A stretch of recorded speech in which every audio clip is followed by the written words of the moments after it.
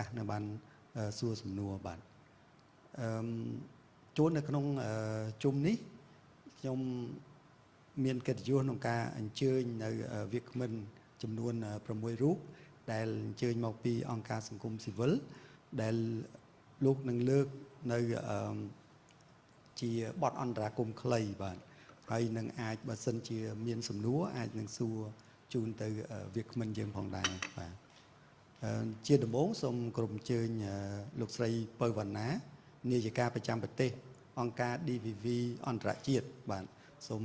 លោកស្រីអញ្ជើញធ្វើបទអន្តរាគមន៍បាទ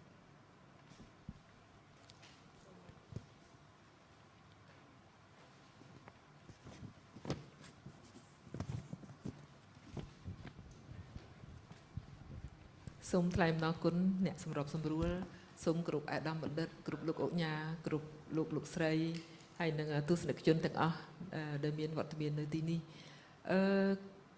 ខ្ញុំចង់លើកពីចំណុចតាក់ទងទៅនឹងអ្វីដែលជាបទពិសោធន៍និងជំនាញរបស់អង្គការ DVV អន្តរជាតិដែលធ្វើការនៅកម្ពុជាយើងធ្វើការផ្ដោតទៅលើការសិក្សាពេញមួយជីវិតហើយនឹងការអប់រំក្រៅប្រព័ន្ធហើយនឹងការអប់រំមនុស្សពេញវ័យដោយដែលវាគ្មិនកិត្តិយសលោកបានមានប្រសាសន៍អាដាមបណ្ឌិតបានមានប្រសាសន៍អំពីគោលអំពីផែនការយុទ្ធសាស្ត្ររបស់ក្រសួងអប់រំយុវជននិងកីឡាដែលមានរយៈពេលពី2024ដល់2028នៅក្នុងនោះក៏មាននិយាយអំពីការសិក្សាពេញមួយជីវិតហើយនៅពេលនេះខ្ញុំសូមអនុញ្ញាតលើកជូនពីចំណុចគឺការសិក្សាពេញមួយជីវិតហើយនឹងការអប់រំក្រៅប្រព័ន្ធហើយសួរថាតើវាអាចឆ្លើយតបទៅនឹងផែនការយុទ្ធសាស្ត្ររបស់ក្រសួងអប់រំយុវជននិងកីឡាក្នុងឆ្នាំ2024និង2028យ៉ាងដូចម្ដេចជាទូទៅខ្ញុំសូមលើកជាទូទៅសិនហើយនឹងនិយាយអំពីថាតើវានឹងឆ្លើយតបជួយគ្នាយ៉ាងណា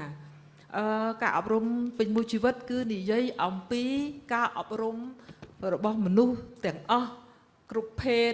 គ្រប់អាយុចាប់តាំងពីកំណើតរៀនតាំងពីកំណើតរហូតដល់ស្លាប់យើងរៀនរហូតដល់ស្លាប់ហើយសួរថាតើរៀននៅទីណារៀននៅទីណាក៏បានដែរមិនប្រកាន់ថាចាំតែនៅសាលាចាំតែនៅមហាវិទ្យាល័យយើងរៀនតាមផ្ទះយើងរៀនខ្លួនឯងតាមគ្រប់មធ្យោបាយចុះការសិក្សាអប់រំក្រៅចុះចំណែកការអប់រំក្រៅប្រព័ន្ធវិញវាជាអ្វីការអប់រំក្រៅប្រព័ន្ធគឺជាការអប់រំដែលផ្ដល់ឱកាសទី2ឲ្យអ្នកទាំងឡាយណាដែលលោកមិនមានឱកាសរៀននៅក្នុងប្រព័ន្ធប៉ុន្តែការអប់រំក្រៅប្រព័ន្ធមិនមែនរៀនជំនួសឲ្យនៅក្នុងប្រព័ន្ធទេពីព្រោះទាល់តែយើងអត់មានឱកាសរៀននៅក្នុងប្រព័ន្ធបានយើងទៅរៀននៅក្រៅប្រព័ន្ធហើយសួរថាតើផ្លូវដែលអាចផ្ដល់ឱកាសឲ្យអ្នកទាំងឡាយណាដែលរៀនក្រៅប្រព័ន្ធអាចមានសុខុមាលភាពផ្លូវចិត្តផ្លូវកាយហើយអាចបង្កើននៅការរស់នៅរបស់គាត់ជីវិតថ្លៃថ្នូរបានទេគឺបានដូចគ្នាប៉ុន្តែតាមច្រក TVET តាមច្រកការរៀនវគ្គខ្លីៗដោយដែលឯកឧត្តមក៏ដូចជាលោកអុកញ៉ាបានមានប្រសាសន៍អញ្ចឹងសួរថាតើវាអាចឆ្លើយតបអ្វីទៅនឹងផែនការយុទ្ធសាស្ត្រនេះជាការពិតរដ្ឋាភិបាលក្តីសង្គមស៊ីវិលក្តីវិស័យឯកជនក្តីយើងទាំងអស់គ្នាប្រឹងណាស់តែប្រឹងតាមលទ្ធភាពរបស់ពួកយើងដែលអាចធ្វើទៅបានជាគឺដូចជាអង្គការ DVV អន្តរជាតិយើងបានសហការជាមួយនឹងអគ្គលេខាធិការដ្ឋានជាតិសម្រាប់ការសិក្សាពេញមួយជីវិតជាមួយនឹងនាយកដ្ឋានអប់រំក្រៅប្រព័ន្ធជាមួយនឹងមហាវិទ្យាល័យអប់រំនៃសាកលវិទ្យាល័យភ្នំពេញជាមួយនឹងអង្គការ NEP យើងធ្វើការយ៉ាងណាតាមដែលលទ្ធភាពអ្វីដែលយើងអាចធ្វើបានយើងជួយជំរុញ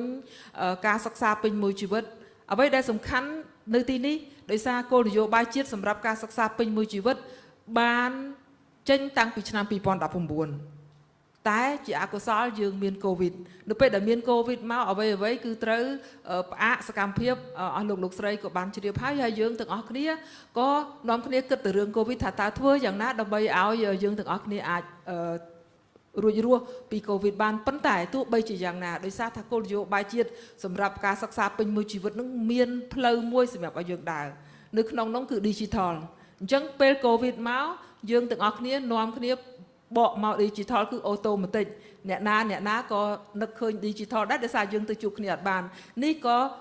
ចង់ប្រាប់ថានេះហើយគឺជាការសិក្សាពេញមួយជីវិតអញ្ចឹងបញ្ហាវាមិនមែនជាបញ្ហាប៉ុន្តែបញ្ហាមួយចំនួនវាជាឱកាសឲ្យយើង អាចរៀនបានដោយខ្លួនឯងអញ្ចឹងឥឡូវហ្នឹងភាគច្រើនអ្នកណាក៏អាចប្រើ digital ប្រើប្រព័ន្ធ Telegram ប្រើ Zoom ប្រើអ្វីដែលយើងអាចធ្វើតាម online បានសរុបសេចក្តីមកថាតើ lifelong learning ការសិក្សាពេញមួយជីវិតនៅកម្ពុជាដែលយើងកំពុងតែនាំគ្នាធ្វើនេះវាជួយរួមចំណែកក្នុងការអភិវឌ្ឍផែនការយុទ្ធសាស្ត្ររបស់ក្រសួងអប់រំយ៉ាងម៉េចជួយច្រើនណាស់ទៀតពីព្រោះថាដោយលោកអង្គញាបានមានប្រសាសន៍ចឹងជំនាញទុននឹងគឺសំខាន់ហើយការសិក្សាពេញមួយជីវិតភាគច្រើនពួកយើងរៀនពីជំនាញទុនមុនពីព្រោះថាបើយើងមានជំនាញទុនគឺគ្រប់បែបយ៉ាងដែលយើងទៅធ្វើនៅទីណាវានឹងជួយយើងបង្កឱកាសយើងឲ្យយើងអាចជ្រៀតចូលបានព្រោះជំនាញទុនព្រាបបានជាទឹកអញ្ចឹងទឹកអាចចូលទៅគ្រប់កន្លែងយើងអាចធ្វើការជាមួយមនុស្សគ្រប់ប្រភេទទោះបីថាយើងមិនមែនជាអ្នករៀនបានខ្ពង់ខ្ពស់ក៏ដោយប៉ុន្តែបើយើងមានជំនាញទុនយើងអាចបត់បែនអរិយាប័ត្ររបស់យើងហើយយើងទៅរៀនពីអ្នកដែលលោករៀនបានខ្ពស់ច្រើនបានដោយសារឱកាសមានកំណត់ខ្ញុំមានតែ3នាទីអញ្ចឹងខ្ញុំសូមនិយាយស្លេះតែប៉ុណ្្នឹងសិនចាចាំបន្តទៅទៀតបើសិនជាមានសំណួរអរគុណបាទអរគុណលោកស្រីដើម្បីដែលបានលើកឡើងអំពីសារៈសំខាន់នៃការអប់រំក្រៅប្រព័ន្ធនិងការសិក្សាពេញមួយជីវិតពីព្រោះ